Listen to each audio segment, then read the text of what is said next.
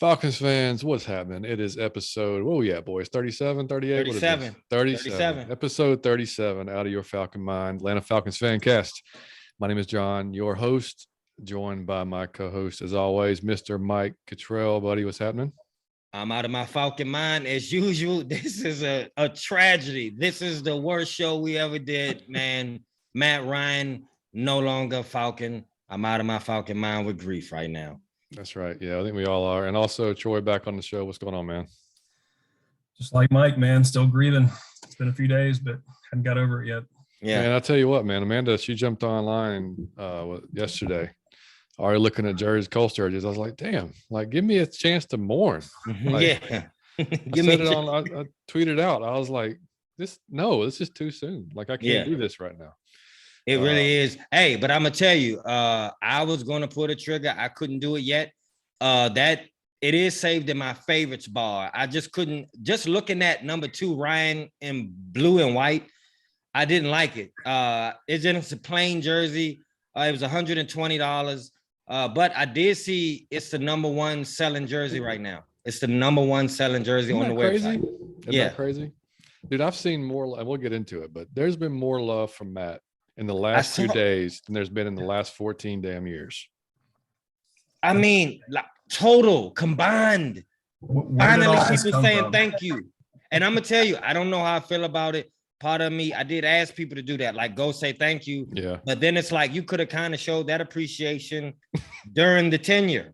Right. But not just Falcons fans, but the league. Everywhere. Everybody's all, Matt Ryan's the greatest ever. It's like, where has that ever been from the NFL or major media outlets? But whatever. Yeah, you got like Seth from the ESPN. What's his name? I don't listen to watch the show. Him and Greenberg. Yeah. He was saying, this is going to make the Colts Super Bowl contender. I'm like, really? Wow, damn, this is crazy. You mean a good quarterback surrounded by a good team means you're a Super Bowl contender? Shit, I didn't know that. I was told otherwise. But yeah, man, I was always told that it was mainly his fault that we wasn't winning. Mm-hmm. So the fact that he can switch teams and all of a sudden now he's the catalyst. Yes. I mean, and it's people that never, man, that's the one quarterback that never gets props. So to see him get this much is wild.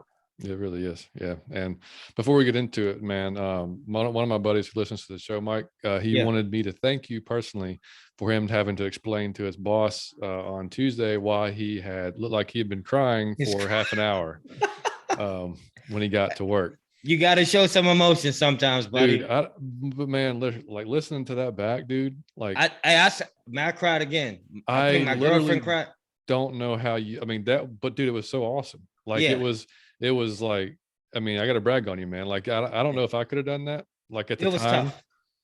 But I mean, like the way it was like, it was like it was scripted, but it wasn't, because I was watching you come straight from the heart. And it was just like, it was like, I mean, dude, it was killing me watching you do it. Yeah. It killed me again as I'm driving around. It was, and I was like, but dude, beautiful. I mean, it was a beautiful tribute to your dad, man. Like, honestly, like, man, I appreciate it, buddy. I appreciate it. Troy, did you hear it, man? No. Okay, you gotta go listen to it. It's sad. It's sad. But it was towards the end of last. Last part. Yeah. I need to listen to it. I listened to the first part. You ran about Matt. Man, I played that like 5 times to myself. The rant about Matt Ryan, I thought was classic. What I was gonna say about the rant about Matt Ryan is, if I had a direct line to Matt Ryan and I wanted to give him a tribute to his time, I would play that. Honestly, it was the most, genuine. Yeah, sincere summary of his time here and the underappreciation that a lot of us as Falcons fans had for him. So I'll give a shout out to you for that. Man, I appreciate it. But I'm gonna tell you something. You want to know why that? Like, I literally almost cried on the rant. Like it was because it aggravates me so much. Just out of respect for somebody being a decent human being, like a good person, I would think that you would show respect. And when he wasn't getting that, it offended me like he was my damn brother. Like, the dude done put it on the line for us, man. Dude been bloodied, hurt, banged up, he put it on the line for us. To not show him to respect was breaking my heart. So yeah, but I thought that was classic as well. But the one of my dad, I'm gonna end up playing that for him. You know what I'm saying? When I go home, I think it'll be cool. You should absolutely do that. Yeah. Yeah, that dude. Like I said, that had me all fucked up. Yeah. But Yeah. yeah. And I told Amanda, I was like, you gotta hear this, and she was like, nope, Yeah. I don't want to get sad today. Or Yeah, like, this is, I mean, it's pretty sad. no, it's, but yeah, it is, but it's also It was, like I yeah. said, it's really good. I mean, like it was like, you could tell I mean, it helped probably, I'm sure it helped you to get her to say it. Yes. But I mean, Now I needed the podcast that day. I needed to do it, and I told John that beforehand. I probably need to do this today.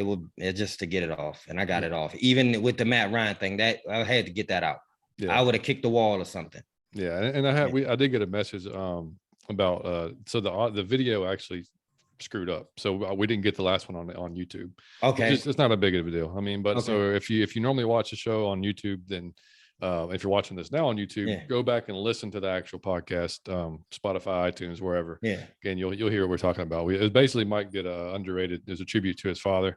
Basically having a father growing up in the hood and just in general. It was awesome. It was awesome. So go back and listen to that if you haven't. And this one, hopefully, as long as the video, I mean, everything. I mean, it looked fine last time. I don't know what happens sometimes. Yeah. Technology jacks it up. Hey, he didn't want people to see me cry. It's like, no, I can't do this to Mike. You can't do. He's too cool. That's right. He's got that persona he's got to portray. Yeah, right. Please don't ruin the image. That's right. But so anyway, guys. So yeah, I mean, I guess we can start by, what do y'all think from the beginning? Like, number one, let me backtrack. So if y'all watching this on YouTube, my Falcon is lit up by a neon blue in the background, and y'all know why it's blue, and I don't give a damn if you don't like it, because our quarterback just went there, and I'm gonna root for like hell for him to win the Super Bowl. And if he's playing us, then no, of course not. I want the Falcons to win.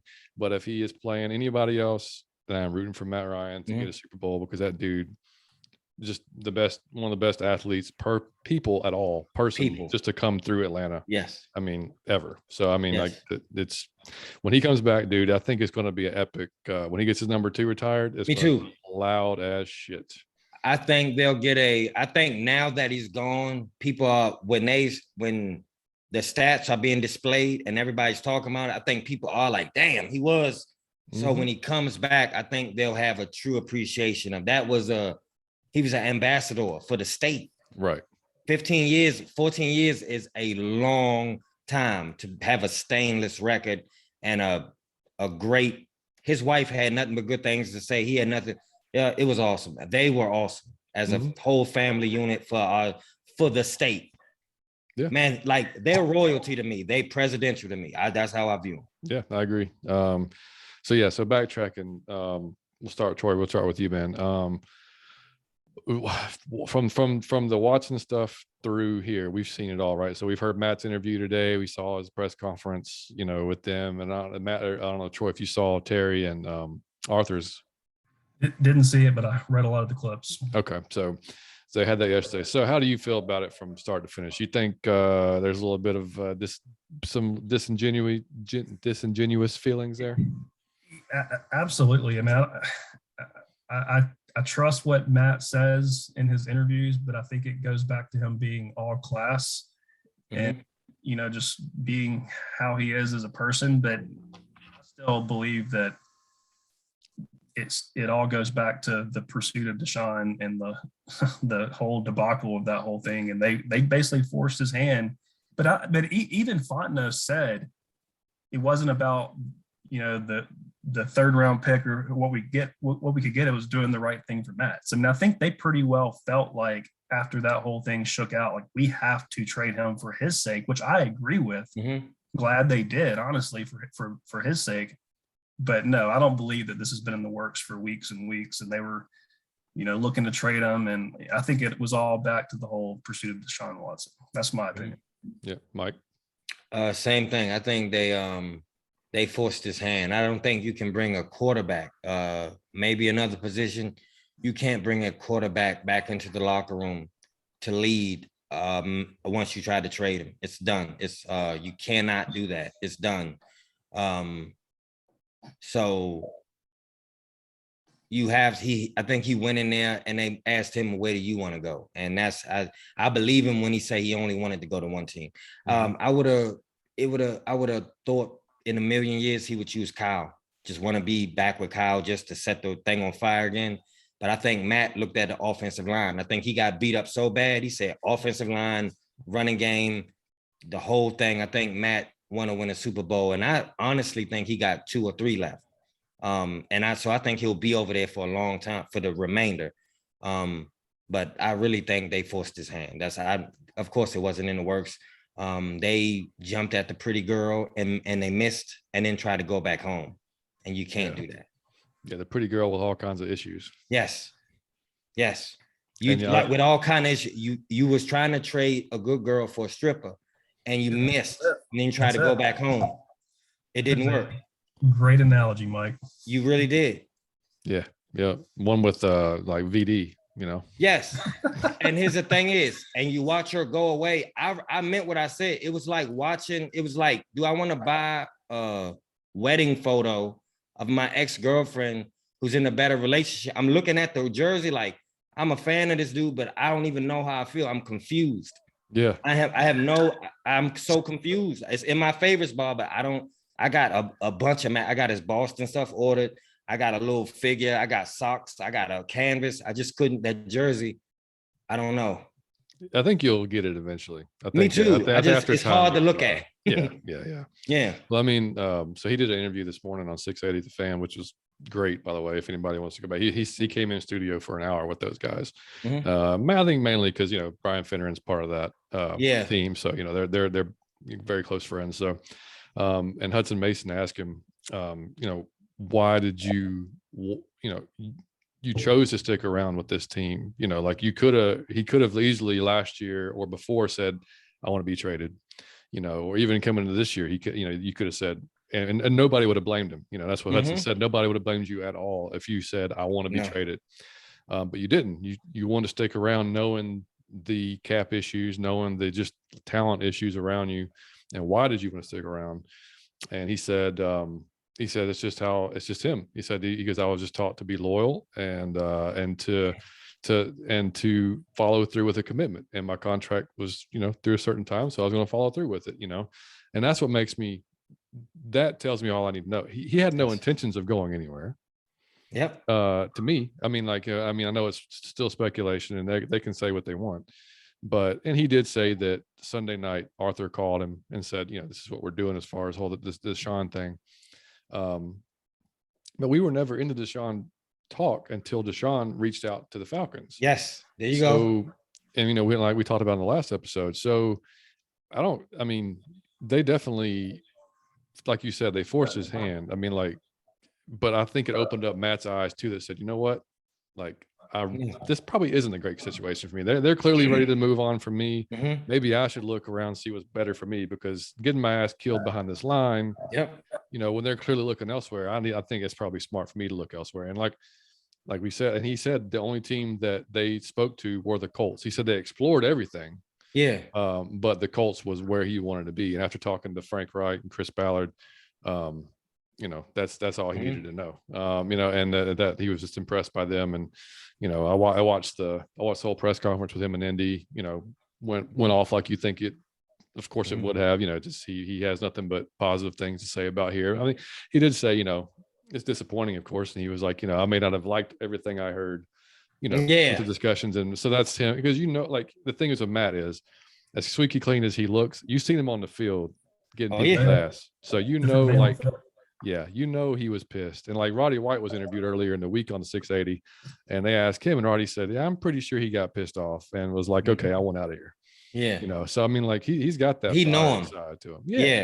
Yeah. So like, and I don't blame him at all, man. I would have, we talked about it, 2 or 3 weeks ago. I think I said, if the Colts come calling, I mean, granted, this was kind of the reversed, you know, he had but I mean, I do think it's the best situation for him. I mean, and you saw with Michael Pittman reaching out to him, Jonathan Taylor reaching out to him, like he's already had lunch with 2 of the offensive linemen. Like, I mean, those guys are excited, man. Odell Beckham tweeting about it. His jersey goes up. The fans can't wait. It's all type of banners and everything. he feels appreciated and celebrated. I bet that's a good feeling. They want me here. They seem to really want me. That's a new feeling for Matt Ryan. Yeah, well, I mean, Brand new honestly, that feeling. team, like, that's a missing piece right there for them. Yeah. Because they're gonna go add playmaker probably. In this draft. I mean, their defenses are already solid. They're gonna probably add a few players there. So I mean, What hurts me, man, I'm just being honest, is like you said, John, I honestly believe, even with that shit line, if they wanted him, Matt Ryan would have finished here. He would have lost out. He would have never won a Super Bowl and wouldn't have cared. I think he wanted to be an Atlanta Falcon until he wanted to leave. Yeah. I think he would have been here until he left. I don't think he ever would have went out for himself and said, I want a ring. I'm abandoning the team. I just don't. He may have, but I don't have it happen. He never tried to do it before. Exactly. And that's why I call bullshit on what Terry and Arthur said. Like, you agreed to restructure the contract initially, but then you didn't submit the paperwork. Well, why didn't you do that? Mm-hmm. Clearly, because, you're pursuing other options. So, I mean, like, and I mean, they can say what they want, man. Like, on that press conference, number one, Arthur looked like he aged 10 years. I mean, like, it looked like these last 3 weeks killed his ass. Yes. Looked like he hadn't slept. I mean, needed coffee. I mean, I know it was 9 a.m. whenever they did it, which was also funny to me that they were doing it at 9 a.m. Man, when you tweeted what you tweeted, I died laughing. That was a good one. That was fucking classic. I mean, seriously though, man, let's just get it out of the way before anybody knows we're doing this shit. Let's get it out of the way. You said, let's get it done while everybody's sleeping. But that's kind of what they tried to do. Yeah, well, I mean, and then watching it, and then to hear Terry say, "We just explored you didn't explore."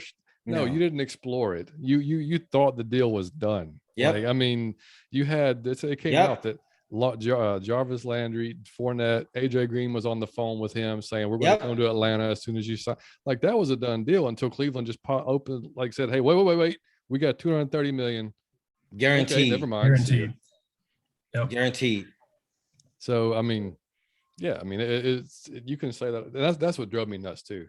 Like, just and I think it was a dude on NFL Network that was like, how dumb do you think the Atlanta fans are? Like, just be honest. Just say, you know what, we shot our shot, we missed. Yeah, we messed up. So, we're gonna try and make it. Like, I'd respect that more than trying to bullshit me and say, we were exploring the possibility. Nothing was really getting close. Like, man, this was in the yep. Yeah, whatever. I mean, but they trying to save face because they pissed everybody off. So that's what they're like. Everybody was mad for one reason or another. And that's what's hilarious. They managed in 1 week to piss off every section of Atlanta Falcons fans. You got the Matt Ryan lovers going, "What the hell?" And you're going to get rid of our quarterback and sign this 22 allegations against him, dude. And what's wrong with you? Then all of a sudden they don't. Then you got the Deshaun Watson. What the hell, y'all? How y'all blow this? Yeah, we thought we had Deshaun Watson and all them out. I mean, it's like, great, you unified everybody. They all hate your asses now. So congratulations. But no, I mean, I think everybody was emotional about it. I mean, I think if it's a tough situation for Terry to be in, because if Arthur if he did say, look, we need to really pursue this for whatever reason, asses in the seats or whatever, you can't tell your owner no. Yeah, I would imagine that doesn't get you very far. So you're going to pursue it. What's amazing, I guess I shouldn't be super surprised, but it came out now that not one of those teams reached out to the accuser's attorney. That blew my mind, because when you give somebody 230 guaranteed, I would vet if you were going down before, because you could get suspended, and I just gave you 230, so I would have think they would check. I don't know about that. That seems strange. But again, the NFL has been like, if you're not that good, we make an example out of you, and you're a bad person. You shouldn't hit women. You shouldn't drink and drive. If you good, I'm blind, I'm deaf, I'm blind, I can't. What do you say? I didn't see anything. What are you talking about? I didn't see a tape. I don't know what happened. He's a great person to me. Like, he does charity work. Like, they'll get over that so fast, and he's really good. Yeah. Really good. Right. Yeah. I mean, and how do you, like I heard earlier today, like, how do you like have the women's support, like Women's Month, and how do you push that with your quarterback with these, these allegations.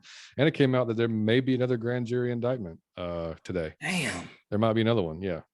So it's, who knows where this thing is going to go, man. It's just that, but you saw as soon as he signed, man, there was, people, different work rights groups. Like the rape crisis center in Cleveland is getting like donations through the roof. So I guess that's a positive out of all of it. Yeah. But the reason why they're getting it's not the positive reason. Yeah. So they're I think we dodged a hell of a bullet though. I do think that too. And I love to do on the field. I just don't want any drama. We already had Michael Vick. Let's not do it again. Yeah. Troy, what say you, man? No, I think you saying that we dodged a bullet pretty well sums it up. I don't think y'all touched last week kind of in the details of the insanity of the contract that he got. You're talking $46 million a year, and to Mike's point, guaranteed.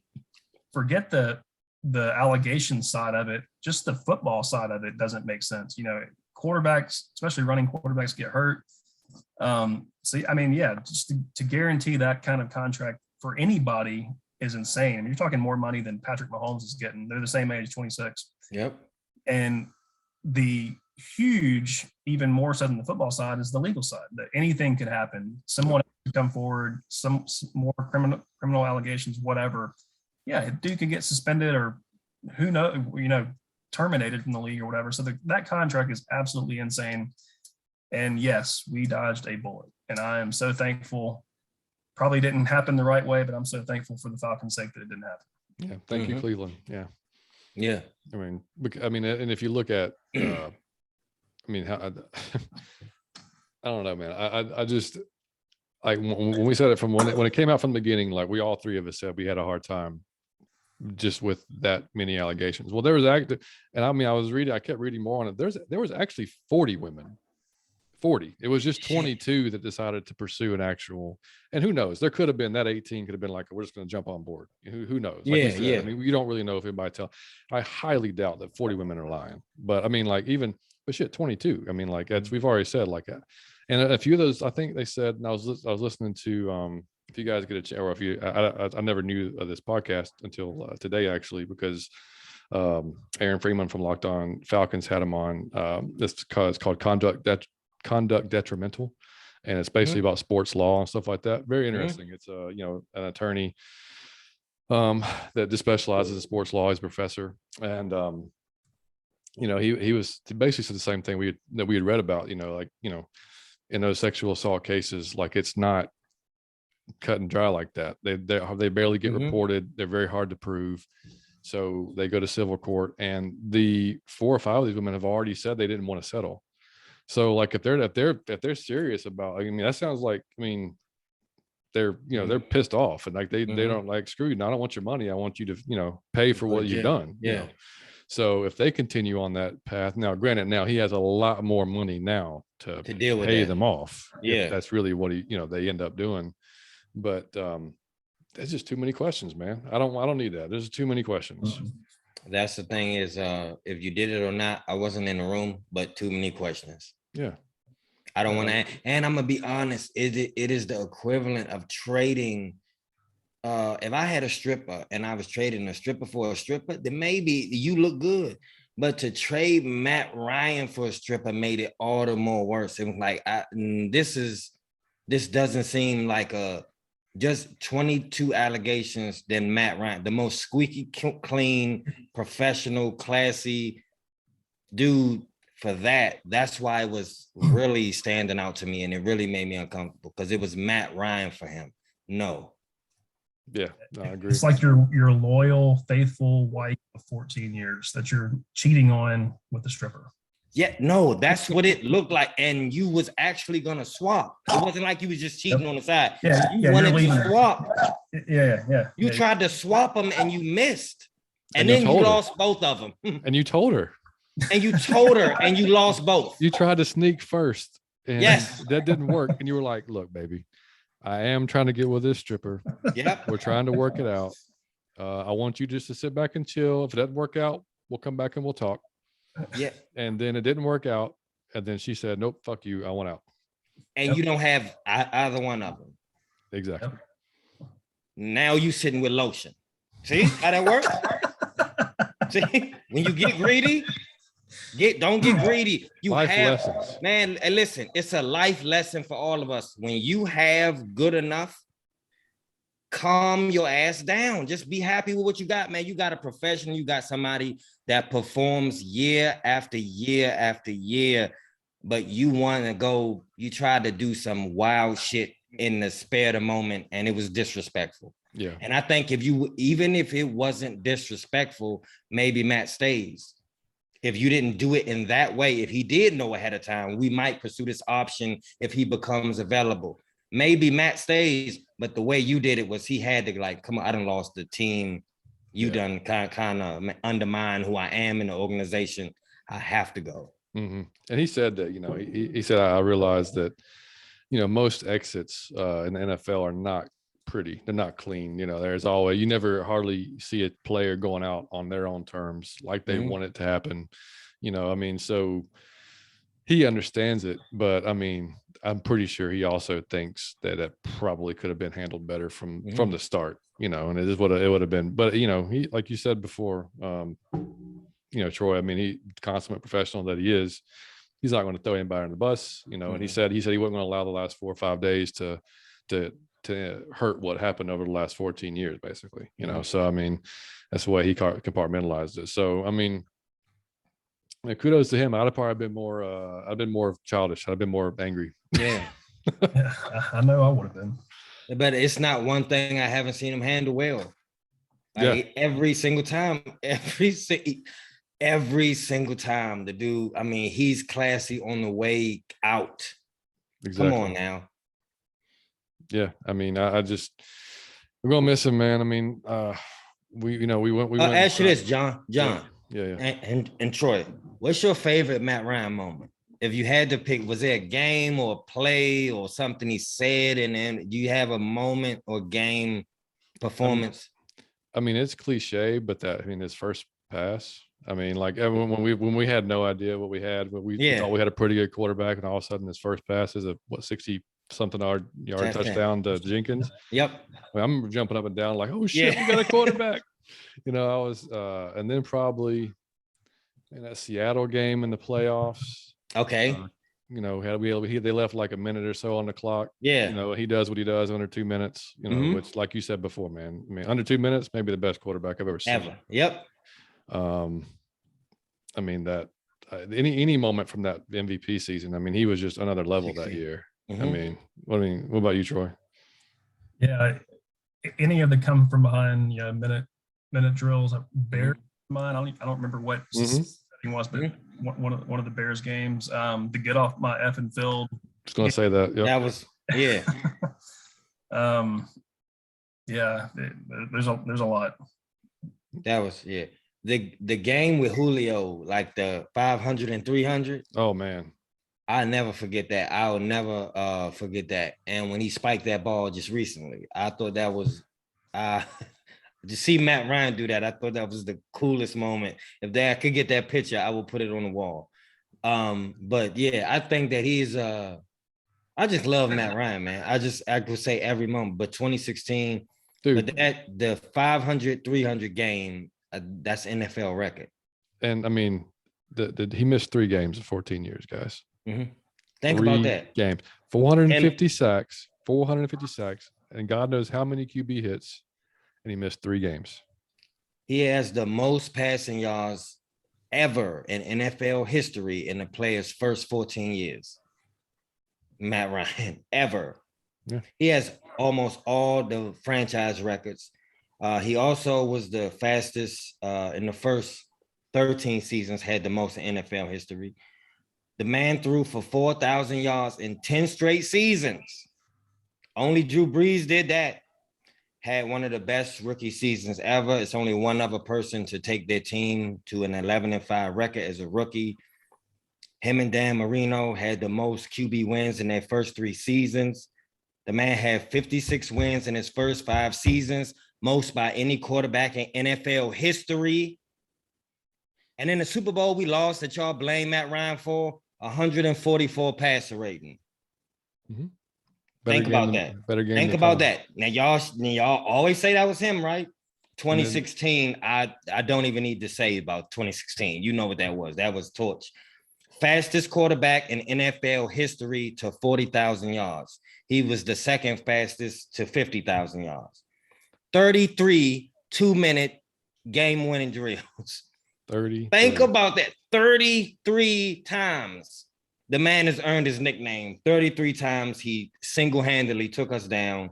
And guess who has the NFL record for the most losses when he threw 4 touchdowns and had 0 interceptions? Think about that. Who had the NFL record for the most losses when you threw 4 touchdowns and no interceptions? You're making it sound like football is a team game, and I think that's bullshit. But that's what I'm saying, right? The third, now y'all say he couldn't perform in the playoffs. The third highest QBR in NFL history for a quarterback in the playoffs, Matt Ryan. Yep. And for everybody that the argument I've loved against Matt Ryan over the years when they talk about Hall of Fame, stuff like that, like, oh, well, those are just stats. Stats they're not everything. No, bullshit. Stats are literally everything. Stats come from how you're performing. Right. So if he has those, and here's what I always say. So if they mean nothing, if he was shittier and had better talent around him, what does that mean? Right. So yep. If he performs like this, and he would have had better. Imagine if he had a top 10 defense for, I don't know, 3 years, 4 years. Yep. Hell, top 15 defense. Let's not even get crazy here. Top 15 defense. If he'd have had an offensive line worth their ass at least the majority of his career, he put up these stats with what he had with a god awful defenses for the most part, and a subpar offensive line for the most part. Some years he had really good lines. Most years he didn't. Of course, he had Julio, Roddy, Harry Douglas, Brian Finneran, Tony Gonzalez, Algie Crumpler, Michael Turner. You can go on and on. But those stats around other, again, I'm not comparing him to Brady, but if you put him on, a team that's coached by Belichick with that type of system, dude, he's winning rings too, like a hand over fist. So if you surround him with talent, just like any quarterback, and I don't care what quarterback it is, it can be any quarterback. If you give them shit to work with, they're not going to be very good. And we see it year after year. Like you see good quarterbacks that they can't do anything because they don't have a good supporting cast, because it's a team sport. Every person has to do their own job. And if somebody doesn't, that directly affects everyone else. Matthew Stafford just proved that. Matthew Stafford just proved the point. Yeah. Like with a lot of people do, you just stats. Well, look at his team. Who was his coach? Who was his running back? Who was it? Matthew Stafford had a good defense win. He had Calvin Johnson. Yeah, who else? Man, and then as soon as you gave him talent, what happened? The first year you ever gave him talent, what happened? Yep. When you gave Matt Ryan, Kyle Shanahan, and they had a good scheme, what happened? Come on, man. These ain't you get stats from how you perform.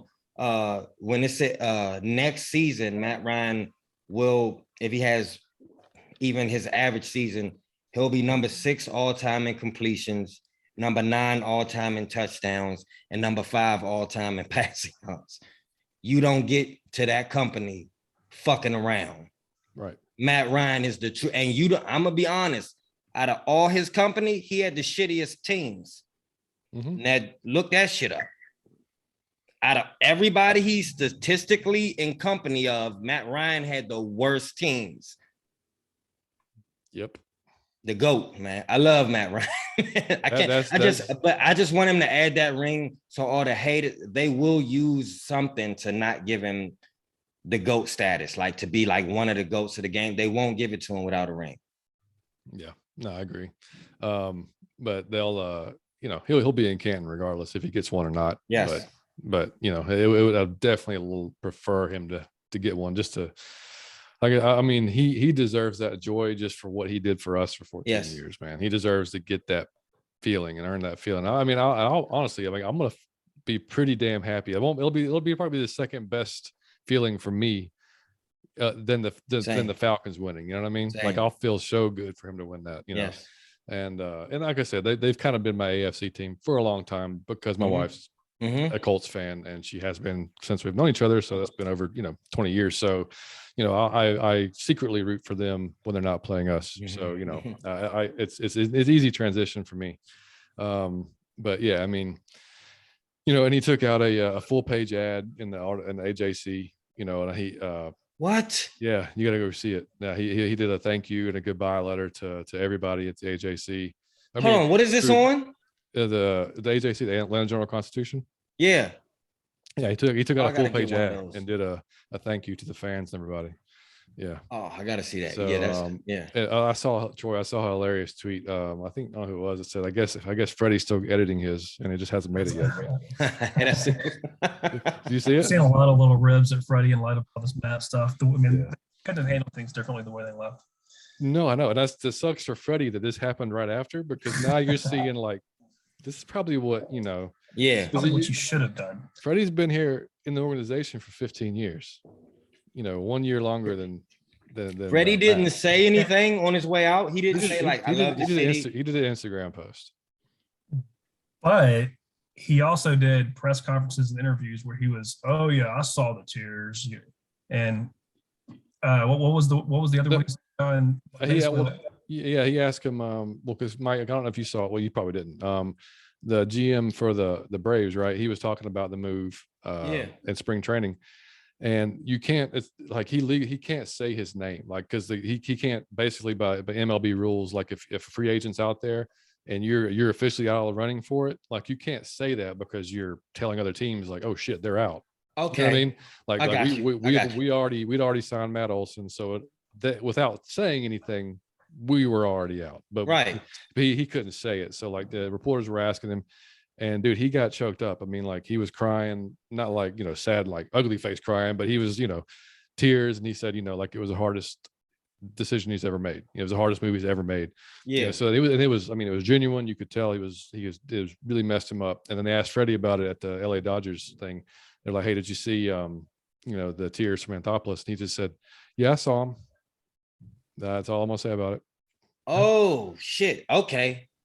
Like, you could have just been like, the man was fairly close with him for that. He's crying 4 or 5. Yeah, you could have been like, yeah, I'm sure it was a tough decision for him. Like anything other than I saw him. Yeah. Like, so dude, I'm sorry your butt hurt because your agent let you down, buddy. Yeah. Yep.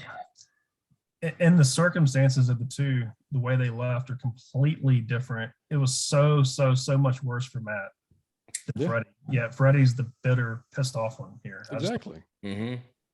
Yeah, but Matt still handled it.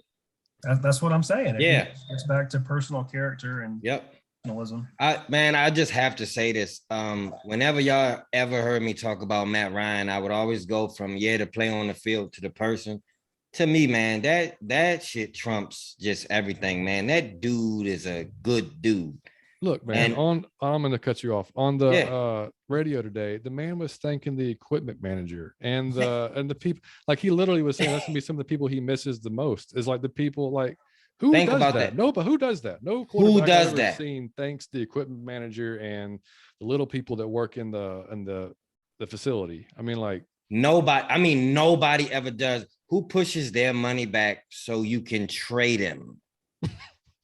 Think about just he want what's best for the team. Like this dude, when you say he missed 3 games in 14, like that is ridiculous. That means, and you're getting hit. So if y'all don't think he was hurt or he should have missed games, y'all crazy. The dude is the Iron Man. I love just everything. He's everything you could want in a professional quarterback, because he's a professional quarterback. That's why I love Matt Ryan. He conducts it like he going to work. Yep. He study like he take it like he going to work. He in a business suit and he come for business, and he always handle business. So I could never be mad at him. Or I love Matt Ryan. It's sad moment, man. Yeah, he said in the interview today too. I think home team asked him, him being so classy, sometimes it gets misconstrued by him not being the alpha, or like having that mentality. And he was like, well, he was like, some players may disagree with you and say, I'm not so classy, There you go. See? He's like, because he goes, and the guys that are at practice, like he sees the way he reacts and gets on the players. And he said, he was like, look, he said, I expect when you step on the field, like to a certain level of professionalism and a certain, like, you're going to give it, you're going to do things the right way. He said, if you're not doing things the right way, I don't tolerate it. And you're going to know about it. He's like, because I feel like that's the job of a quarterback, and that's my job as a leader. And he's like, I've always been that way, and which is true, and so I mean, like, and you see guys all the time throughout the years that mild-mannered off the field, but as soon as those lights go on, man, and they step across the field or across those lines, something clicks, some switch goes off, and they become just zoned in, and Mike Smith, his first coach was also on the radio talking about him. And, they asked him about that first year and, like, what did you think you had in Matt? And he said, we talked a lot before. Obviously we knew each other pretty well before the draft. And so when we took him, we thought, okay, we got a smart kid. We're going to start off kind of slow, see how it goes. And he said, we ramped up our progression very, very quickly. Like within 3 to 4 weeks, we said, we looked okay. He can obviously handle a lot more. And they started that no huddle when it really wasn't being ran that much. And he, and Smitty was like, if you look at his statistics, he's like, or the analytics around it, he goes, I'm almost positive he performs better with a no huddle than huddling up, and it's, I mean, and we talked about it before. We've seen it throughout the years. I mean, when he's controlling it, when he's calling the plays and no huddle, it's damn near unstoppable. We just being honest, it's damn near. What I thought you was gonna say was statistically he was the best ever at that shit. Because Matt Ryan will go down the field with ease with no huddle, where he's directing the play. I've seen it countless times. I mean, with ease. It's like butter, a hot butter knife going through butter. He does it 100% of the time. Yep. And Smitty said that, he was surprised that as young as he was able to check out of plays and make those calls on the line and get them correct. Not just not do it, but like actually make the right call, and he was like, it was just, and Matt talked about that first pass he threw, and he's like, I knew what kind of coverage that they were probably going to go in, and he's like, so I was hoping just to throw like a quick out or a curl or something like that, just to quick 3-step drop, get it out, get my first pass completion out of the way, He's like, and I saw the safety creep up, and I thought, oh my God, like we're gonna have Jenkins, down the seam or whatever. And he's like, I trusted my training and let it rip. And he's like, and luckily, it all worked out. So I mean, yeah, he's I mean, we'll just go. We haven't got to underrated, overrated yet, but we'll just go with 3 of us. Underrated is Matt Ryan. Yeah, yes, 100%. Hey, listen, I had that idea. I was like, we got it. I mean, it is the most underrated quarterback of all time. You just now getting props at 14 years.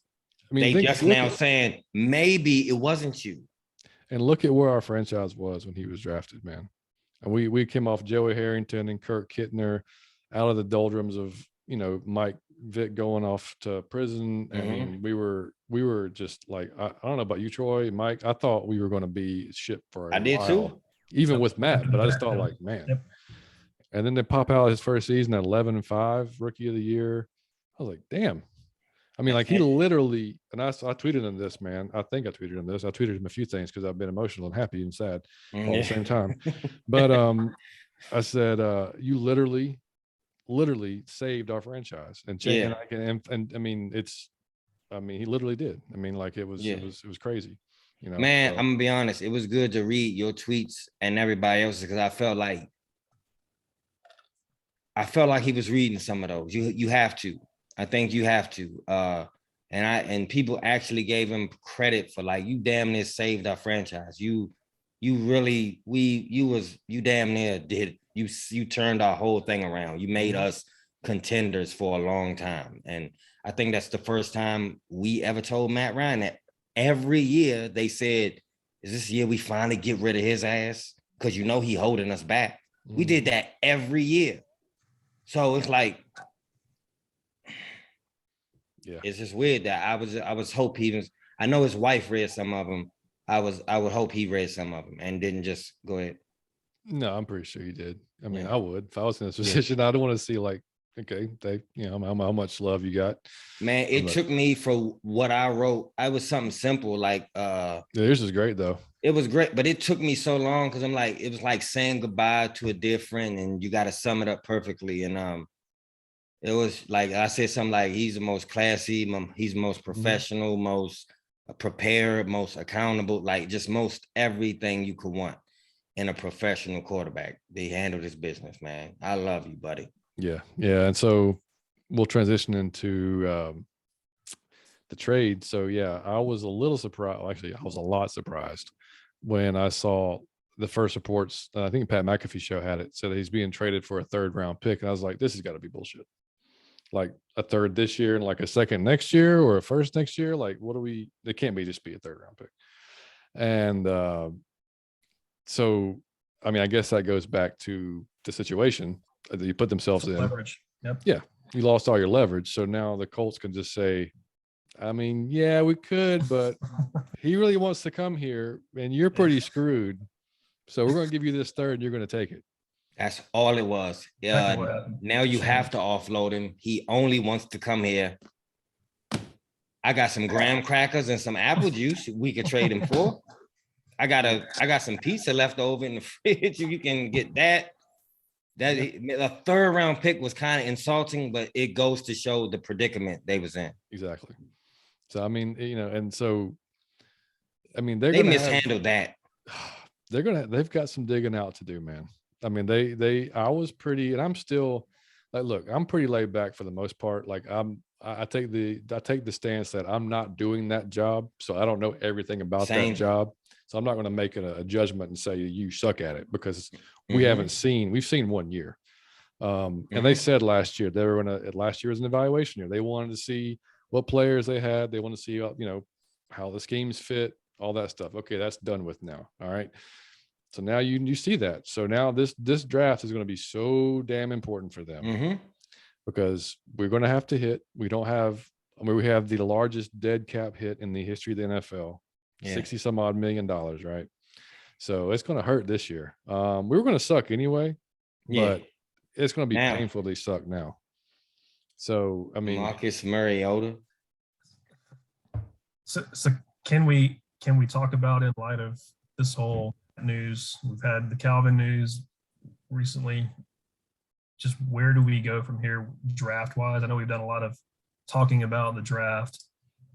In light of this, do you go quarterback this year? I know that's kind of the big buzz. Willis, at 8 or just in general? In general. Yeah, I think you do. I think you take a shot at one of them. At 8? No. So likely Malik Willis won't be there beyond 8. I was thinking, so my thought is with Troy. The one person that I heard you will want to take a shot at won't be there after 8. So do you go at 8 after you done did this dunk? Because Marcus Mariota, no, that is a waste. It's a wasted year. Yep. It's just a gap. We all know it's a wasted year, so it's letting. So but if you get to see what Willis can do. Do you do that, John, or no? You totally against it? I'm not totally against it. I just don't know. And it's funny. I think JR from Pound for Pound put out a tweet maybe a month or two ago. Prophetic, man. He said this year's quarterback class is going to get a GM fired, isn't it? And because we've always talked about quarterbacks and how they're going to reach for him, like it's always they're going to, after you saw Malik's pro day, I mean, he did nothing but improve his stock. I mean, he's sitting there just throwing the ball, beautiful rainbows. I mean, but it's your pro day. It's designed to look that well. Like you can't suck on your pro day. You know what I mean? Like you're in shorts and there's, it's so honestly, dude, I don't know what they're going to do, man. Like at this point, I just want them to hit, like we talked about before, on whatever they just choose to go at 8. I don't know that I would take Malik at 8. I don't know, man. I mean, he's got the highest ceiling of any quarterback in the class, no doubt about it. But he could also fall on his face, I mean, just because you've played it, and I know that the school doesn't make that big. If you can play, you can play. But I watched a lot of his film, and the game against Ole Miss, that was a tough game for him, a really tough game for him. And that was the best competition they probably faced at Liberty. And a lot of it, I think, was due to him trying to do a lot himself, because honestly, he didn't have a whole lot around him at Liberty. I mean, he was under pressure almost every drop back. You got guys like, Edge from, you remember his name, Troy, from Ole Miss, Sam something. can't remember his name. Sam Mills, Williams. Anyway, coming off the edge at him, and I mean, dude, it was just it was a rough game for him. I mean, decision making, you could tell. Like, so I didn't chalk that up to like him just being okay. Well, he's going to suck against good competition. I just thought that was him trying to do too much against good competition because he didn't have a whole lot around him. So I think if you equal out the competition, it's okay. Maybe NFL, whatever. You know, he's a smart kid too. So I mean, like, I don't think he's going to have any problem acclimating to whatever playbook, you know, is thrown at him. I don't think that's going to be an issue either. He is I mean, for Arthur Smith's offense, I mean, damn, he's the prototype. I mean, he can run, he can throw on the run. So yeah, I mean, I think he would ignite the city. There's no doubt about that. Just because, I mean, he's from Atlanta, for God's sake. I mean, you sound like you warming up to it, John. You started off cold, and then you sound like you getting more and more. No, I'm just are you warming up to it? Just telling you the positive sides of it. I mean, like I said, the negative sides of it is you literally waste your 8th pick, you know, and like it's if you miss on that top 10 pick, that's tough, man, because especially in a draft like this, when you've got, I mean, and nothing's a given, right? There's no player that's going to, you 100% know he's going to be good, because we could have said that about a lot of players and they just suck. Right. You know, so, I mean, you could miss on an edge rusher, you could miss on a corner, you could miss on a linebacker, you know, it's all possible, but the chances, you know, they've got their book of work in college. That's true. I mean, if you're, at least you could say like, well, look, I had this to go by, and he just didn't come through, you know. But he did all this. But if you miss on Malik, you can be like, well, shit, he played at Liberty, and he was pretty good against good competition, and didn't really that great against Ole Miss. We took a chance, like that doesn't bode as well, you know. So not in the top 10 pick, I think. Right. You, Troy, are you taking him at 8 or no? Just not at 8. So I know we've talked about this a lot even before this whole news, and I've never been big on taking a quarterback this year, just simply because there's so many needs. I mean, well, now quarterback is one. Like a Desmond Ritter in the 2nd round, maybe. And then, I mean, we have so many needs. I'm not saying tanking this year, but we know we're going to be bad, probably regardless, unless someone steps in like Matt Ryan did in his rookie year. And maybe Malik Willis could do that. I don't know. I don't know. But I would like to use this season with this draft with, what do we have, 5-6 picks, to really fill some holes. And then if we suck this coming year, go all in next year, because it's going to be a much better class. That's my opinion. Yeah. I mean, that's gonna be tough, because like you said, I think he would ignite. Because Mariota is not. I think we know this a waste. I would love to see if the ticket prices drop. Because Mariota, we not about to win. We not. What is this for? All this is a gap year. Yeah, I mean, I think it's a smart hire to get Mariota. He sat for 2 years. He's healthy. He's ran Arthur Smith's offense before. He knows Arthur well. Honestly, he should perform pretty well in it. I mean, he's got, you know, he can move. I mean, like, it's going to be a different look for our offense. So, I mean, he's still not throwing the ball to anybody. I mean, we don't, you know, we got Zacchaeus and what, you know, I mean, that's whoever we draft. Do y'all think Calvin not playing this year played a part with Matt saying, I'm out? Or you think he was already, even if Calvin was there, he would have been like, I'm out? Yeah, I think he was out anyway. Yeah, I do too. This whole debacle with Deshaun, I think. Yeah, they had messed him up. But yeah, I mean, Julio go to the Colts now. So he did say he spoke with Julio. Matt said that? Yeah. He didn't. He said they didn't. He said. You're gonna be so conflicted, dude. That would kill me, but I would go. I would be at the game, man. If you think I wouldn't be at the game with my Falcon shit on in the middle of a Colts game where we wasn't even playing to see Julio and Matt, that would be epic. Is Julio off? Oh, that could happen.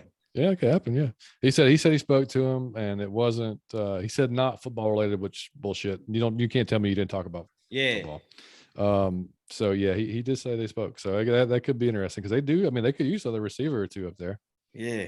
Ooh. I mean, shit. Why not? We're already paying for the quarterback. Let's just pay for the receiver too. Hey, yeah. We're already. We will why be not? paying for 2 players.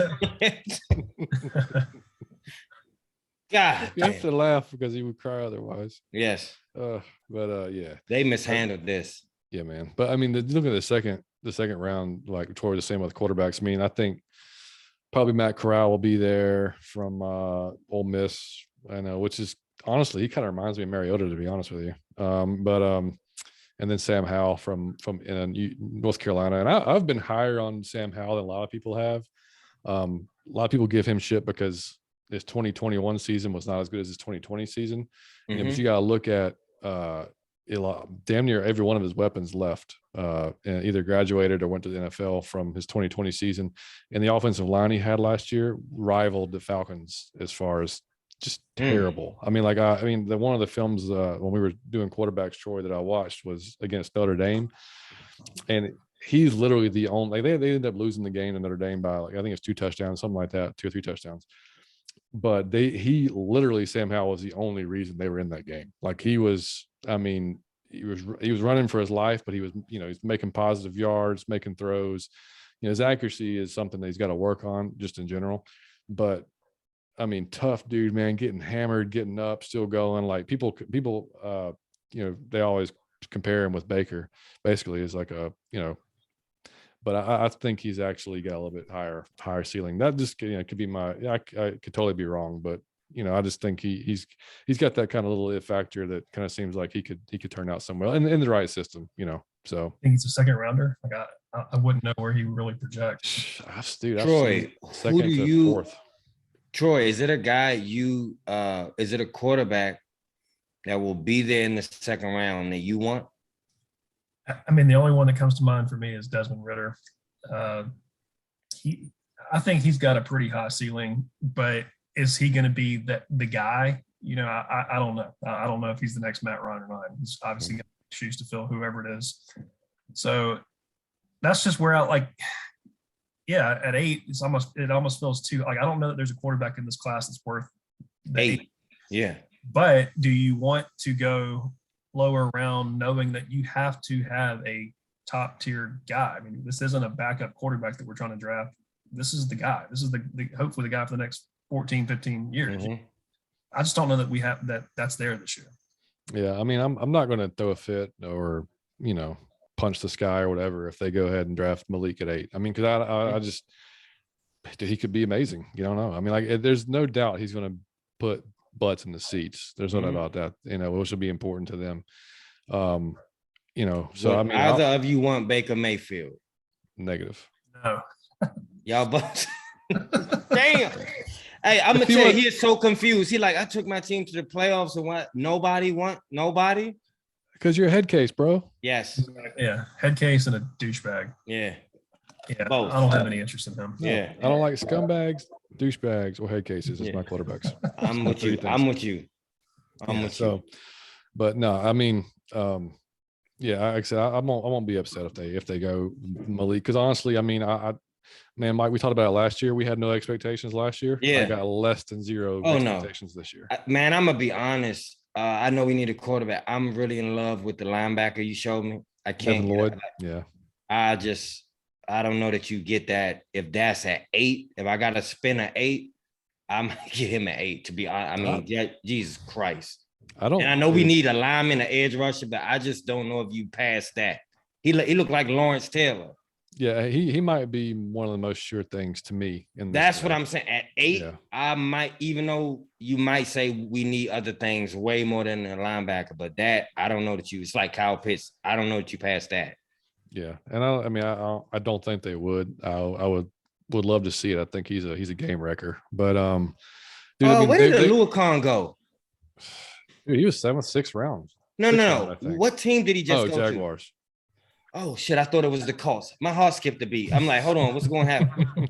I'm thinking, oh, okay, yeah, fine. No. Yeah. So I mean, this year though, man. I mean, like I said, Mariota. I'm not expect. We have a tougher schedule. I mean, you would like to. We didn't talk about it. But yeah, when they did sign Lorenzo Carter, which I thought was a signing. Don't know how good he's going to be. I mean, he basically had the same numbers as Dante Fowler did last year. So he did have he came on stronger, I should say, the last 4 or 5 games last year. So hopefully he just continues that here. But I guess, and two, I mean, I guess a silver lining in that 3rd round pick that we got from Matt, if there's ever a draft year that would be good, it'd be this year. Because I mean, like Troy and I've talked about it too before, there's going to be 1st round talent that goes in the 2nd round, maybe even the 3rd round, just because of how deep this draft is and how the needs of the teams may stack up. I mean, like the edge rushers class is stupid deep. The receivers are stupid deep, which we both need, those. I think I saw Mel Kiper had us picking Garrett Wilson on his last mock draft, which is, I mean, badass wide receiver from Ohio State, which I wouldn't be mad about that either. Because like I said, I mean, more than ever now. Everything. Yeah, and since we're rebuilding now, I mean, clearly rebuilding, and I mean, like they had one of the guys, might have been Michael Rothstein actually from ESPN, asked him at the press conference, why will you not say that word rebuild? Like what's against saying that? And I don't really care if they say it, to be honest with you. It doesn't like your actions and what you're doing is all that's clear.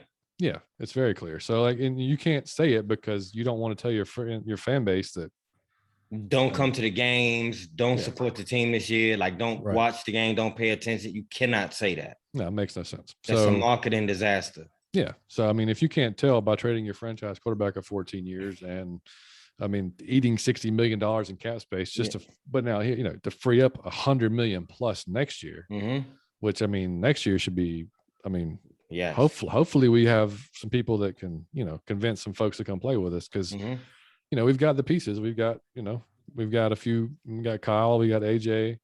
Add a pass rusher. Get some offensive line help. Hopefully, because whoever quarterback we get, we're going to have to improve that. Just bottom line. So I mean, it's going to be. Can you believe this? It is Kyle, AJ, and Grady's team. Yeah, man. That is the 3. That's the new. That's wow. Because it was Julio. Wow.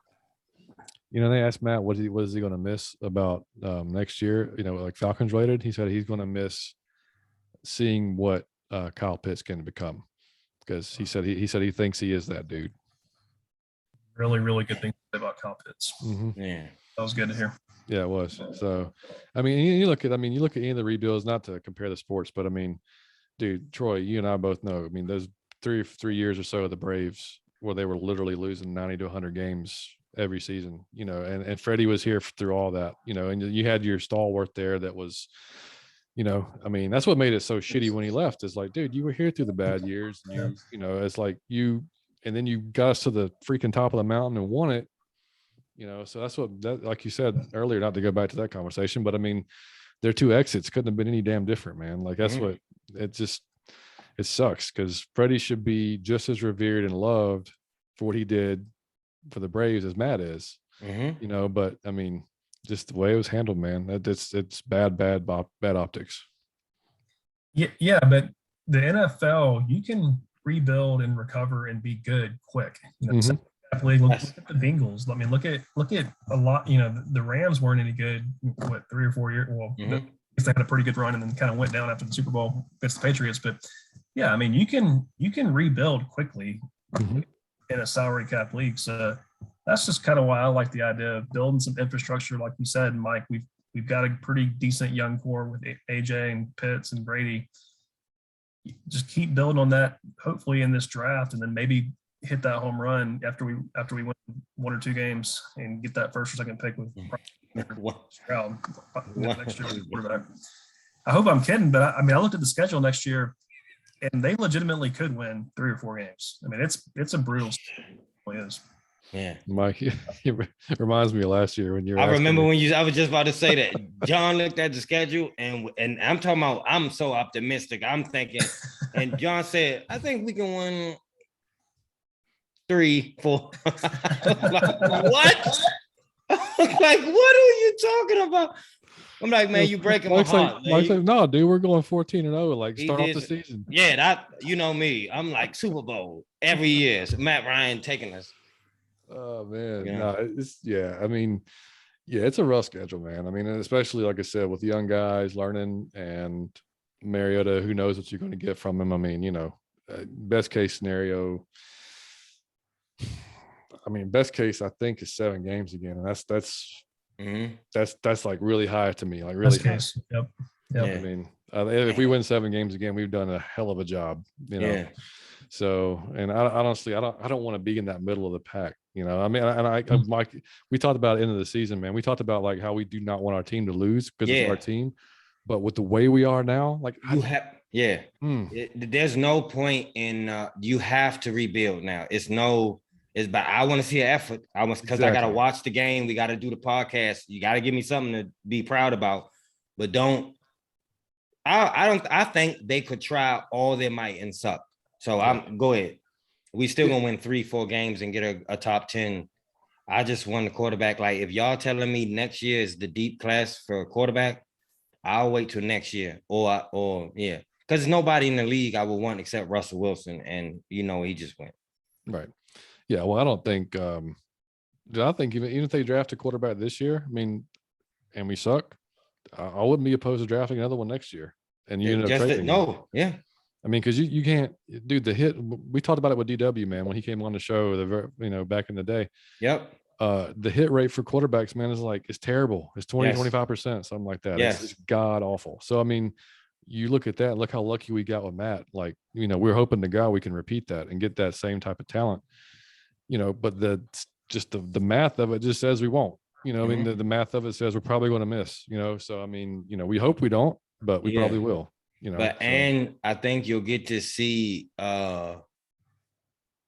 just how good Matt Ryan was next year when he's not there. Yeah. Y'all see, y'all don't have no idea what Matt Ryan really did last year and the numbers he put up with that offensive line. And y'all have go look at the dude did amazing with what he had. He got Russell Gage. No wide receivers. He got Russell Gage a $30 million contract. Just think about that. Russell Gage. And I mean, Matt Ryan did an excellent job last season, even though we wasn't winning. So I think you're going to get to see that this year. Yeah. I mean, I can hope for the best. We can hope for the best, but I mean, I don't see, like you said, compete your ass off. But if they lose, I'm fine with it. Going to be pissed off like I would, because I'm not expecting them to go to the playoffs. I'm not expecting them to compete for a Super Bowl. I'm expecting them to get better and to progress, and try their asses off. But I'm not expecting like a playoff run. So like, don't screw yourself and get in the middle of the pack for no reason. Right. It bears us no benefit. Yeah. No. And like you said, the players are never going to tank because you can't football of all sports. If you let up on the football field, your ass is going to be hurt. Yep. So like they're out there, they're going to make every effort to win. I just, like you said, Mike, they don't have the talent. So I mean, they may not. They can try as much as they want. It just may not. We were losing with Matt Ryan. Yeah. I mean, without him, with Marcus, I have no faith in Mariota. I don't know. Yeah. So I can tell. I believe he's a competent quarterback, but it's like the default Sims character to me. I mean, I mean, I think the quarter. I mean, I think the contract breaks down to like basically 1 year, $6 million, and an option. He's just a gap year. So I mean, that's because Arthur trusts him. Yeah. So, all right, guys. So I got a question for you guys though. Does anybody know if Freeman is still playing? Is him and Coleman still playing? Devontae was jumping. He bounced around a few teams, and I don't think because he was with the Giants. Is he out? Giants was the last team he was on. Coleman was Jets, right? He was on the 49ers the last time I saw him. He went to the Jets after. He went to the Jets after that, yeah. Are they out the league? I just looked up. Devontae is with the Ravens, or was with the Ravens last year. Okay. Year before that. Don't know if he's still with the Ravens. Let's see. Tevin Coleman. Yeah, I wanted to tell y'all maybe at the end a kind of a personal story about Matt that ties to both Tevin Coleman and Devontae. Oh, that's perfect. Let's go ahead. Yeah. Tee it up. I think we're about to move on to underrated, overrated. So it looks like Tevin Coleman plays for the Jets. Did not know that. Okay, but they still in the league. I want those guys to do. No, they were freaking awesome. So the story that I wanted to tell was those of you that are watching YouTube and obviously you guys, Mike and John, you can see my Matt Ryan jersey in the back, right? Mm-hmm. And it is signed. and I actually got it signed myself. And I texted a picture to Mike and John earlier this week, I guess when the Matt news broke, of my wife and Matt Ryan. And the story there is a friend of mine, I guess several years back in the Georgia Dome days before the Benz, told me how to like catch the players basically leaving the stadium, one of their vehicles after the game, right? Some tunnel, blah, blah, blah, on the whatever level. I don't remember the specifics of it, but you could basically catch all the players leaving the stadium, after it was over. And I think there was a way to bypass it. Like you could take the elevator down one way and bypass the fans, but it was a public place. You didn't even have to have a game ticket. Anybody that wanted to walk up could go to this little area if you knew where it was at. And I would say this tunnel of sorts was probably like 60 feet long and was like kind of partitioned off on both sides, so fans could gather on both sides. So I did it. Me and my father-in-law's kind of into signed memorabilia kind of stuff, so we would go periodically, and then my wife came a couple times and his wife came a couple times, and so I probably did it, I don't know, 5 or 6 times after games. We'd go just kind of camp out and see who came out and get autographs from Julio or Matt, whoever. So anyways, the story is, every time that I did it, players would trickle out, and this is back in the Roddy White days. So Roddy would come out and kind of do his thing, and he would never sign for anyone, but he would interact. He would kind of goof off with some fans or whatever. He was a cool guy, nice guy. Julio would come out. He was probably 50-50 on whether he would sign. He did sign. I've got a Julio ball and helmet right now. But again, just cool guy, nice guy, hit or miss whether he would actually sign, interact with the fans, whatever. Devontae Freeman was the freaking man. Like, he was the nicest guy in the world, shorter than me, at least he seemed like he was, little guy, but obviously ripped, but super nice, would sign for everybody. There was a time where I had several Devontae balls and mini helmets. Why you gotta miss that block, Devontae? It was cool. Say that again, John. Why you gotta miss that block, Devontae? Yeah, I have to throw that in. Gotta be such a good. But anyway, all of that said, every game, the very last person to come out after press conference, whatever, was Matt Ryan. And obviously he was the main event. That's what everybody was there for. And like I said, this is probably 60 feet long, people crowded in, sometimes 2-3 people deep. That dude would come out, and as soon as he walked out, would sign. This is every time, like I said, I went 5 or 6 times, would sign for every single person that was there. Every single person, take pictures, shake hands, kiss babies, whatever. The absolute nicest guy that I've ever seen in my entire life, especially on that level, celebrity, professional, athlete status, whatever. Just, yeah, I don't know him personally, but that little experience was basically everything that you hear about him. And Mike, everything you say about him, that's just who he is. That's just who he is. And to take, I kid you not, by the time he worked his way down that line, it probably was like 45 minutes of just guessing and signing autographs or whatever. Every single game he would do that without fail. You knew it was going to happen. And yeah, I have, 2 footballs, a full-size helmet, a couple mini helmets, and that jersey behind me. So I'm definitely going to hang on to those forever. Hopefully give them to my kids one day. Oh, that is an awesome story, because if that ever summed up Matt Ryan, that's Matt Ryan, because here's why. I'm saying that's Matt Ryan. Perfect story. That's not televised. It isn't for the camera. It isn't for the optics. I'm going to look like that's in a private tunnel with just for a few fans. Mm-hmm. And you tired as shit after game. Then you just had to do a press conference. You trying to get home with your wife, man, and your kid. There were some games where it was like, we're all Falcons fans, heartbreaking losses, last second drive, field goal that they lost the game or whatever. We were always wondering, like, I wonder if he's going to come out. Is he going to be mad? Is he not going to sign today? I kid you not, no matter what happened in the game, his like tone and the way he treated people was the exact same. It was crazy.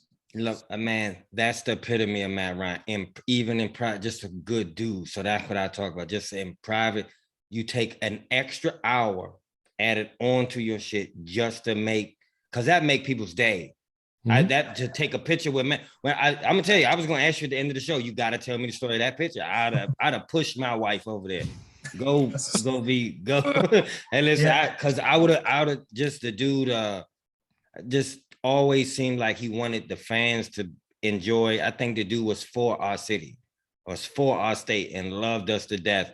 And in a business where nobody's loyal, he was like an old school dude, like where it kind of meant something to him that no, these are my people. And even when they were the ones a lot of times who was trying to push him out and saying bad things, Matt Ryan always handled it well. And I say that again because Peyton Manning, which I love, I thought Peyton was the man.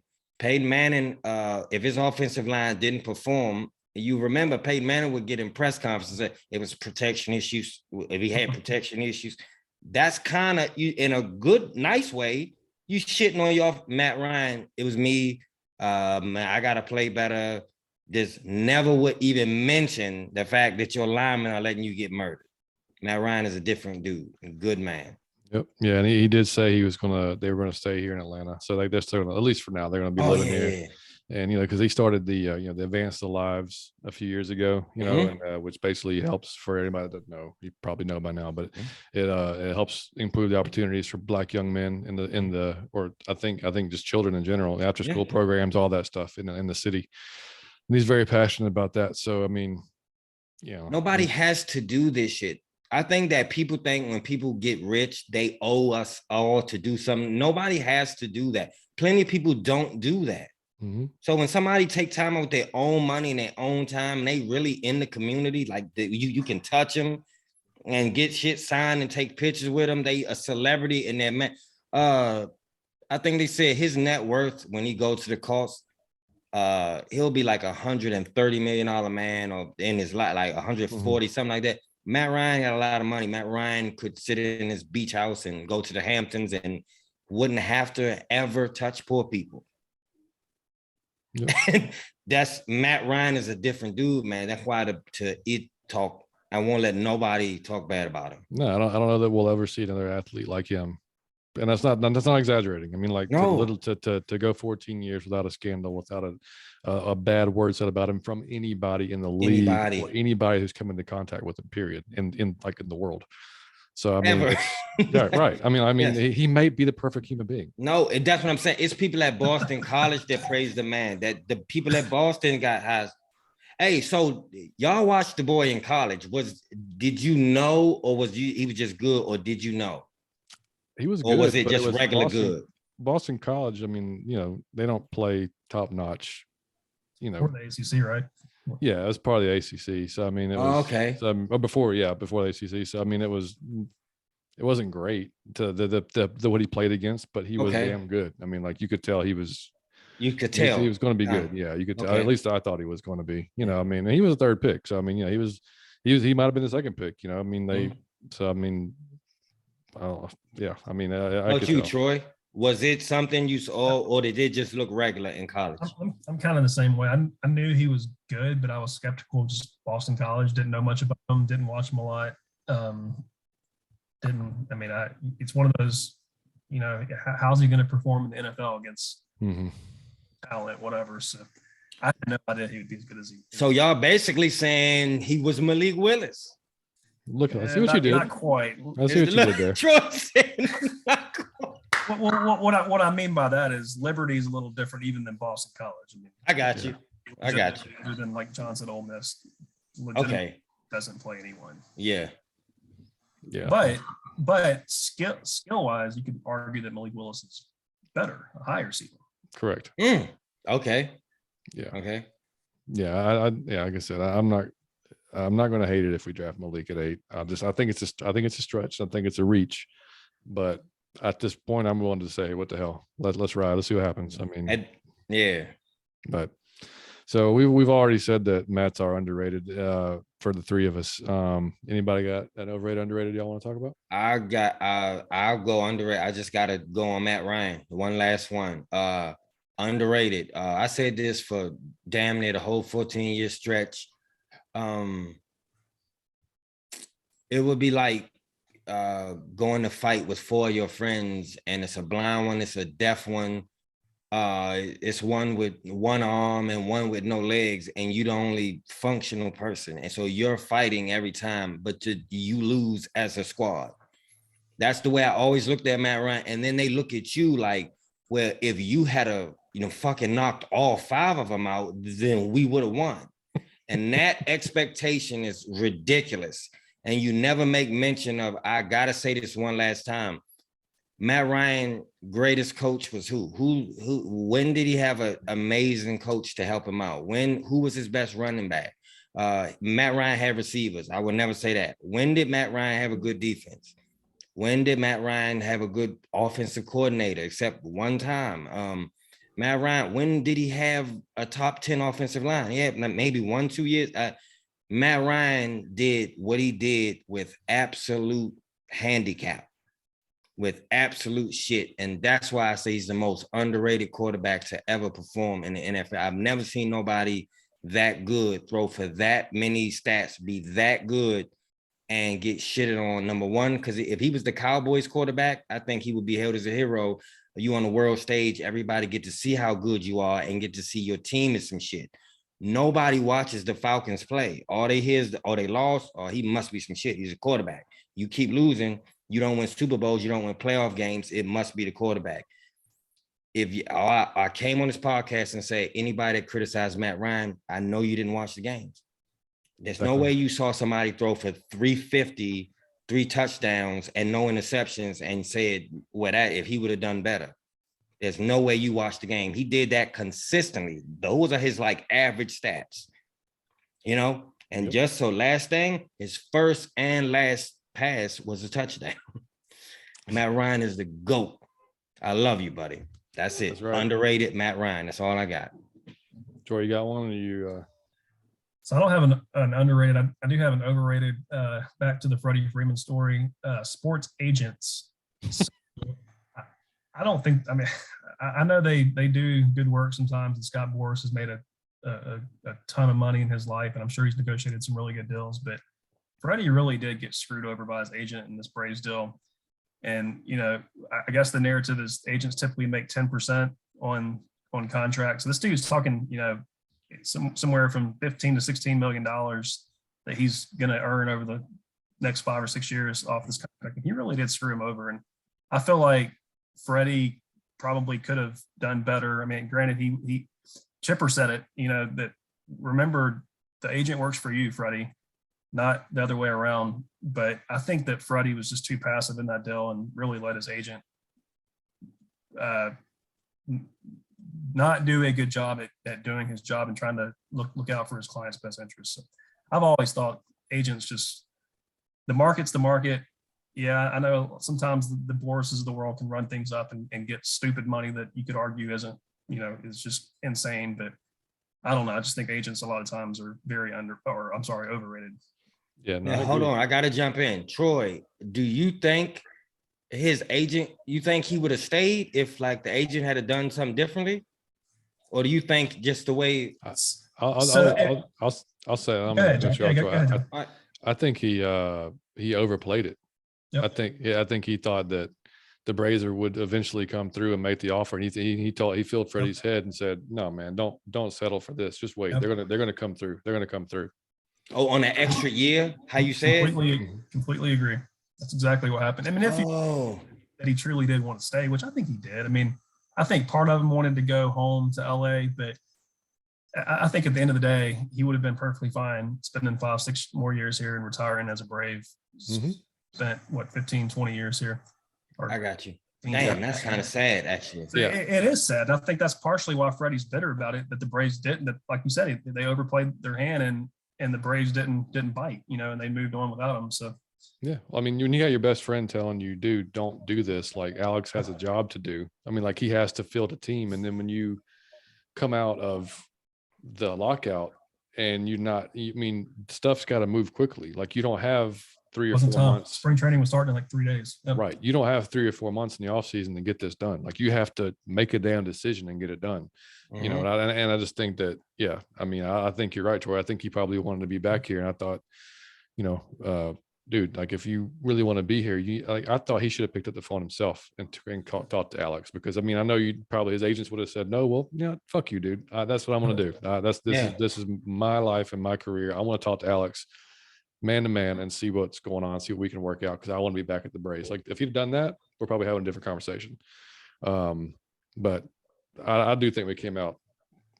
You hate to say it. Yeah. Yeah. Completely agree.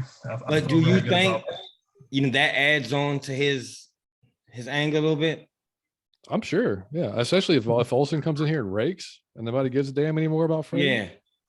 Chipper said that. He's like, deep down, Freddie knows that the Braves did the right thing, or at least came out smelling like a rose in this whole situation. I think it kind of makes him better in a way that we were able to move on without him as easy as we were. Yeah. There's going to be a lot of 28 jerseys. There's going to be a lot of 28 jerseys in the crowd. I mean, but like I said, I mean, it would have been better, a lot better if he had handled it differently. The whole perspective of the fans would be a lot different if it was just, if he'd went out like Matt Ryan's going out, then it would have been very much different. But so my overrated is coaching your kids while they're playing sports. Or it's gonna be hilarious. Or for like from the sidelines. I mean, not literally being the coach. Yeah, I get what you're saying. Being a parent and coaching. So I'm super lucky that the team that Liam's on, baseball team, like all the parents, awesome. Like and you can't say that very often, like in little league baseball or travel baseball. There's typically one or two parents you're like, Jesus Christ, shut the hell up. Like it's just, they think their kid's the next coming of, Freddie Freeman or whoever, and you're like, man, just no. So this last tournament, you see it every tournament, but man, this one dude berating his kid, man, like after he made an error, and just, I mean, and you see it on a weekly basis. I mean, like, and most coaches, if they're worth their ass, will tell their parents, like, y'all don't say a word during the game. Like, do not, I don't want to hear y'all cheer your kids on. That's it. Like, no coaching from the stands, no yelling at them for whatever. Well, obviously this wasn't this not always the case. So, I mean, there's a lot of travel ball has gotten to a point where, I mean, Troy, Mike, if you and I if three of us want to go start a team, we go start a team, and we can call ourselves whatever we want to call ourselves. Yeah. And we go out there and we charge $2,000 a season, and we, suck. I mean, whatever. So, but I mean, just, man, parents, man, think back when y'all were kids. Did you love your dad or whoever just screaming at you because you already know you messed up? Yep. And it's already embarrassing. Right. Yep. Like with Liam, like he's understood this from an early age, but like, and I told him from the get-go, I said, dude, I'm not going to yell at you when you're, especially during the game, but I'm not going to yell at you after the game either. And if there's ever an effort issue, that's when you and I will talk. Yeah. Right. Because if we're, obviously we're putting out a lot of money for you to play the sport that you love, and that's fine. We support you. We love watching you. But I'm not going to put out all this money if you're going to half-ass it. Right. We can go play rec ball. We can go play rec ball up the street for a fraction of the price, and you can half-ass it all you want. But I was like, if we're going to put this much money into it, dude, I'm going to need to see everything you got, every practice, every game, so he knows that. So if he makes an error, he messes up, he strikes out, I don't care, man. Like, it's going to happen. Like, I'm going to support him and be like, dude, it's all good, man. This is baseball. It happens. Everybody's going to make errors. Everybody's going to strike out. As long as you get out there and you gave it as best as you could, that's all you can do, but parents, I'm telling you, I'm not tooting my own horn, man, but you will have a very much more good relationship with your kid, your son, your daughter, whoever, because they will not resent the hell out of you for being an asshole to them every time they mess up, or be afraid, because I've seen kids get on the field afraid as hell to mess up because their parents, well, not because of their coach, because of what the dad's gonna say to them after the game. Come on, man. What is a common thing? Now, when you say that, are you talking about, is it like, come on, get your head out your ass? Or are they like saying it's not worse than that? Is it like you No, dumb? like this kid last week, he was having it's a rough day. You could tell he's a good player. Yeah. He's made a few. This dude stood up and yelled, "That's 3 on you this game." No, you can't do that, because that's too much. For a child, that's too much. He's 11 years old, man. Like, I'm sorry, dude. I forgot you were probably errorless during your entire career in Little League baseball. You fat ass who were sitting over there screaming at your kid. And then, dude, we had a kid come to a tryout a few years ago, and I'm not making this up. This kid was overweight. I felt so bad for him, man. He was overweight. And we were running, they wanted, they were just basically just doing straight line running, let's see, and going like testing conditioning. He was having a rough go, man. Like he was, and I'm not kidding, man. His mom and dad came with them, like an economy size Funyuns and chips from like Costco. I'm not shitting you. Each one had their own bag, man. Their own bag. And his dad was like, come on, damn it, run faster. Come on. I was like, are you shitting me? He full of Funyuns. Look at you. I was like, dude, get your fat ass out here and run too, because this is ridiculous. You cannot be screaming at your kid. Number one, you're killing your kid because if you're feeding them what the hell y'all are eating. But man, I've seen it a lot over the last 4 or 5 years that Liam's been playing, and it just drives me nuts, man. Like, come on, parents. Like, what do y'all really think that this is helpful in any way, shape, or form? Like, if the coach is worth his ass, man, the coach is going to take care of it. He's going to get the kids where they need to be. Right. You need to support your kids, man, or just get them out and doing something else. Because another thing you're going to do is they're not going to want to play the sport anymore. You'll take the fun out of it. Yeah, you're going to ruin it. So yeah, overrated.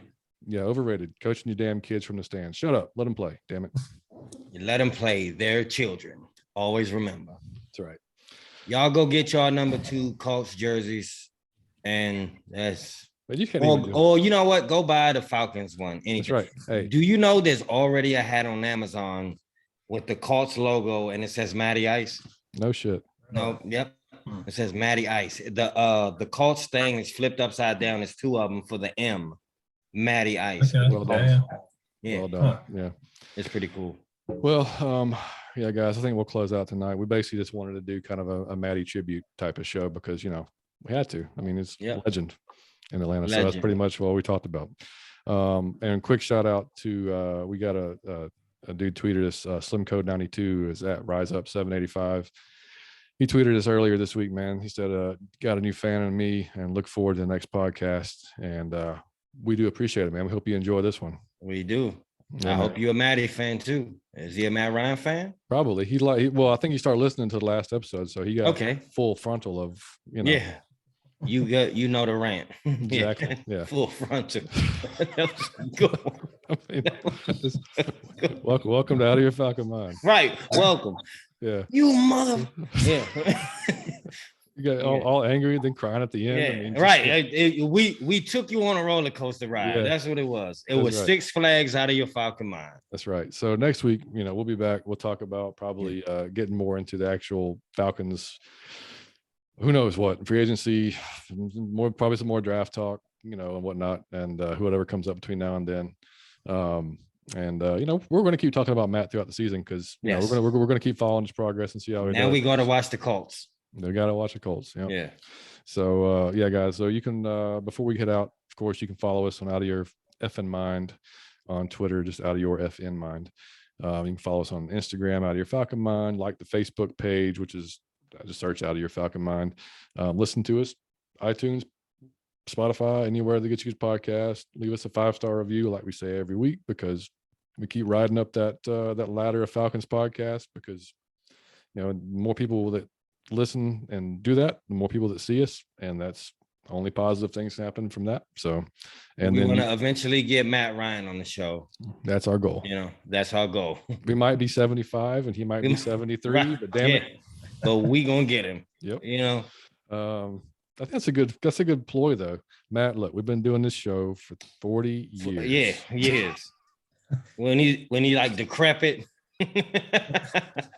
He just oh shit. We gotta get you right. But yeah, we'll get some more guests on. Like I think after the draft, I want to start reaching out to get some more guests on and talk about, once we have some things kind of settled, not just sit here and talk about speculation and what we might do and who we might get. Talk about the team that we do have, and some of that stuff. So we'll always have fun stuff though. And any new listeners, man, hope you enjoyed it. Welcome in. Keep tuning in. We're going to keep doing this every week. And this our season starts, we'll be doing a preview show and a recap show.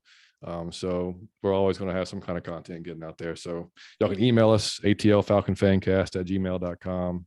Anything you want to talk about, any ideas you got, comments, you don't you think we're crazy, whatever. We're good. Either way. We love you guys. Out of my Falcon mind, off it blank. You are out of your Falcon mind. I love you, buddy, but you're out your Falcon old ass mind. I love you. Troy, you got anything else before we go, man? Pretty much sums it up right there. Get Julio. I would love to see it. I would come to Indiana to see Julio Jones and Matt Ryan. I would be in the Colts Stadium. That's right. We love you, Matt. Go get a damn ring, buddy. We love you, buddy. Go get the ring. That's right. Out of your Falcon mind. We out of here. Peace.